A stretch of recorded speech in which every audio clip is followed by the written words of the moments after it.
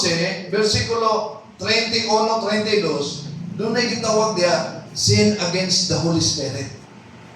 O sa mga sin against the Holy Spirit, nga dili na mapasaylo, ni ining kinabuhiya, o sa laing kinabuhi.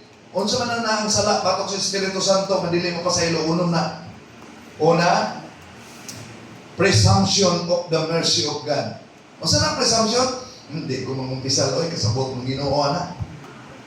Na, mamatay ka. Huwag kayo kumpisal. Dahil dalanin mo ang mortal na sala. O saan, mortal na sala. Panahon sa eleksyon, nidawat na ikaw o kininiang, vote buying, unyawa na ni mo sinusuli. Namatay ka. Kasiguro ka kang malangit ka. Ang uban, dili naman totoo masala na. Namatay ka. Unya, sa inyong kaminyoon, bisag kinasal mo sa pare, nagamit ay mo contraceptives. Nya, wala mo nakikumpisal, wala mo na inunsuli. Kasiguro na ikang malangit ka. Presumption of God's mercy. Sala nga dili papasaylo. Muna nga, namang tayo pagpangumpisal, una-unaan ninyo, general confession ba? O sa mga sala na akong gihimo? So, kansa kong pagkabata nga wala na akong makumpisan. Dahil ilista na. Kaya kung doon na kay pulo kasala, muatubang kag pare, mamumpisal, bisag pulo na kasala, inikatubang nimo, malimtan nimo ang uban. Munang ilista. O, lista, basahan na. Inig atubang sa pare.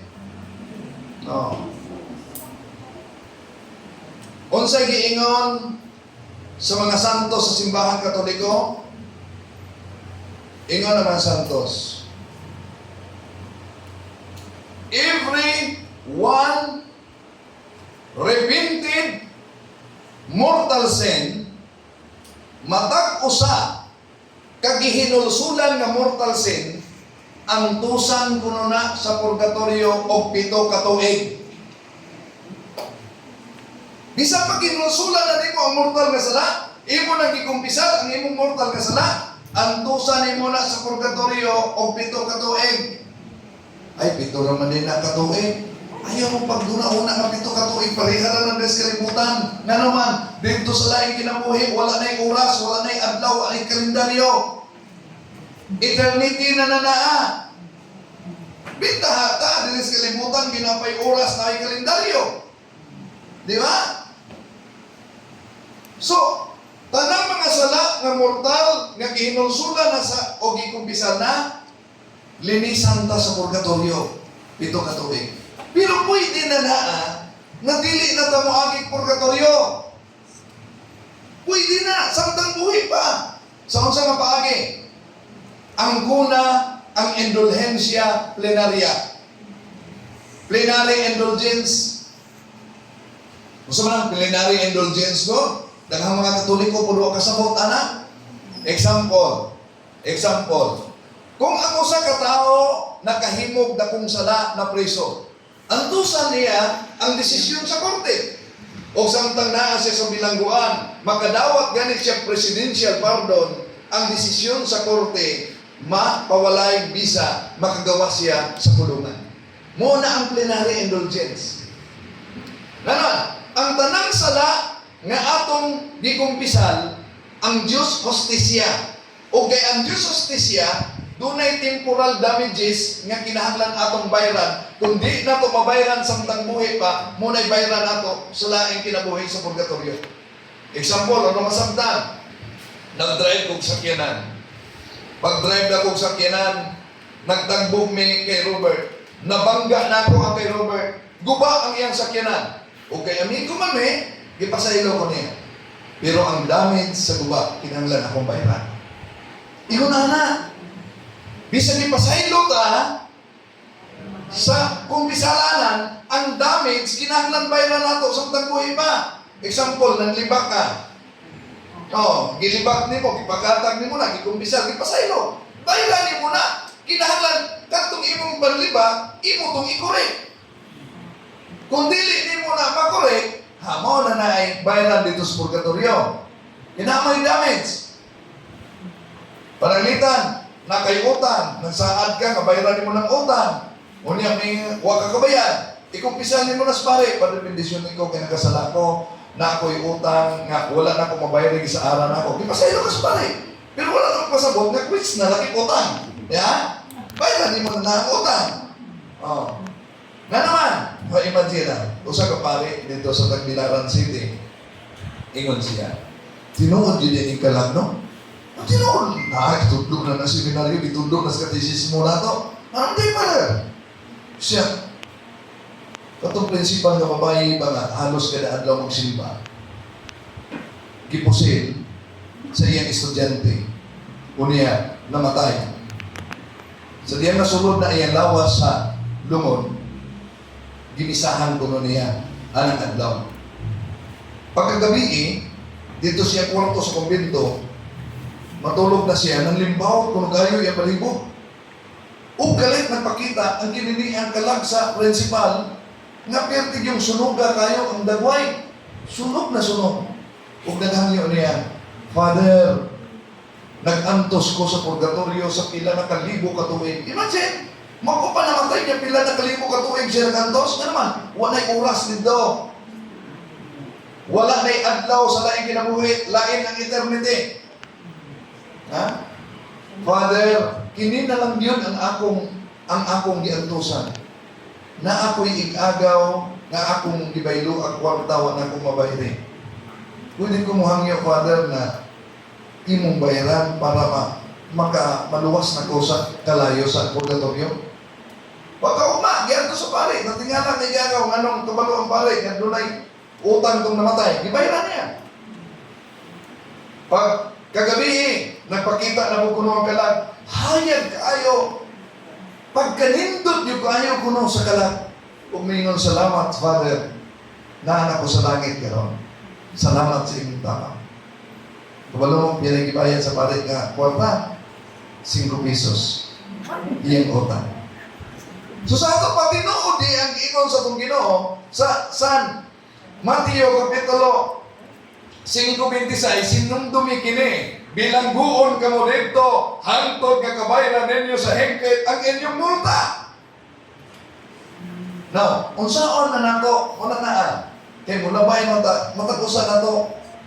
Ha? Matagusan na to, mulabay lang ta. Pila na ka mga kauban yung Katoliko din, wala ka abot kang wala, di ba? Mulabay lang ta. We're just passing through. Huwag ka siguro makinig ang Lenten season karon. Muna lang ni katapusang Lenten season na to. Huwag ka siguro na. Okay, huwag ka siguro na. Maningkamot ang siguro nga maan ko na to ang kabalaan. Ayaw impresyon. Nga tungod ka ng simpa na ka. Hindi, huwag ko ampo-ampo sa pamilya. Delikado na. Muna nga, ibalik na ito mga kaigsunan. Pray the rosary together with the family. Yan naman, sa pagrosaryo, kauban ang pamilya, ang simbahan naghatag o plenary indulgence.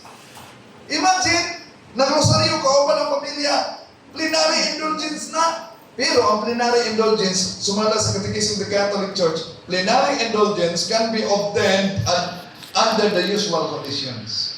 Kinahanglan sundo nato ang kondisyon. Unsay kondisyon? Ang plenary indulgence imo nang pangayoon sa morning prayer.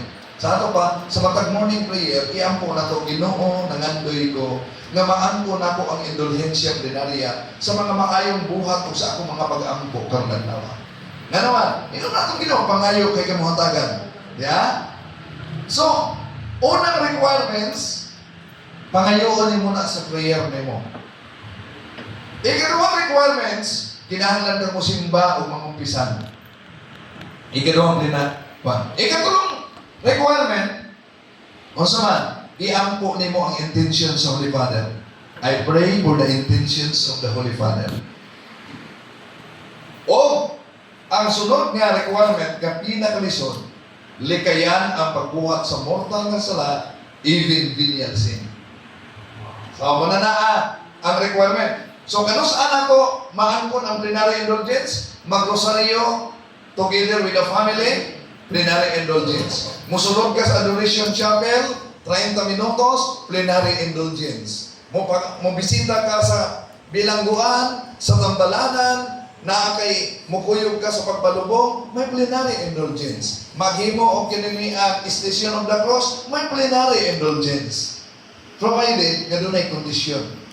Kung maangko nimo ang kondisyon sa plenary indulgence, masunod nimo o maangko nimo ang plenary indulgence, mamatay ta, di na ta mo aking purgatorio pa. Diretso ang taglangit. No? Diretso ang taglangit. O gana, mo'y atong tinguhaon.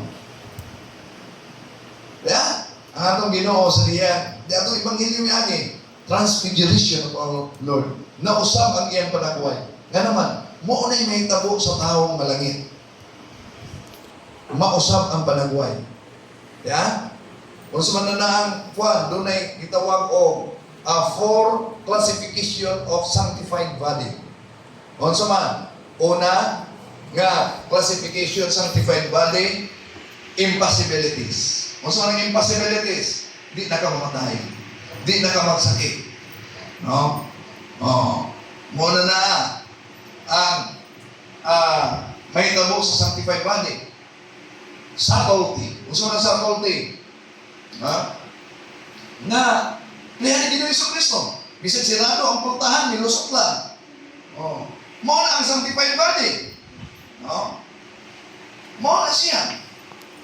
So, muna ang maangkon kung ang kaunon na to o balikan mo sa katulaan.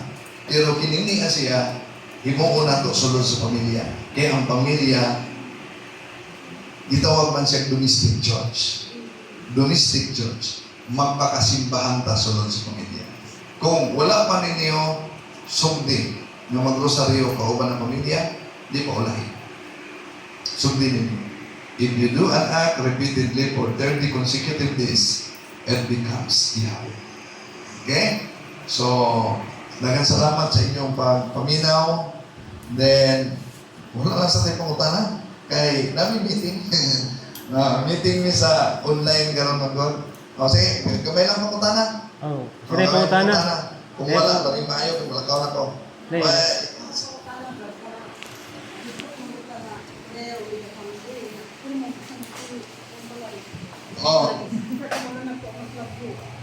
O sige, mag-pray, gyapon ka rosary, and then iawag sila.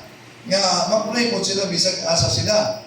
Okay, mamana ang atong buwan.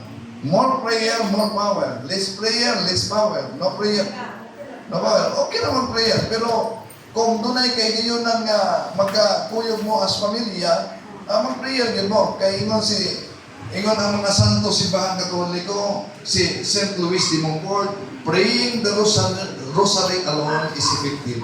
But praying the rosary together with the family is very effective because it is an army attacking to the demons. No? So, ang pag-ampo sa rosaryo, nga nag-rosara, epektibo. Apan ang pag-ampo sa rosaryo, kauban ang pamilya, grabe ka epektibo tungod kay mga sundalo nga nakik-away sa rin.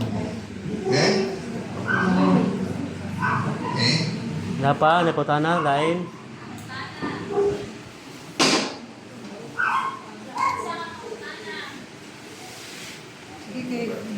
Sige, Brad. Sige. Dito sa kalong pangata purgatorio sa puno 1, 2, 3, dito ang libayan sa mga kanato sa law. Pati ang sa lahat ng kalibutan. Tapos ngayon na may purgatorio, bayaran sa mga Okay, salamat kayo.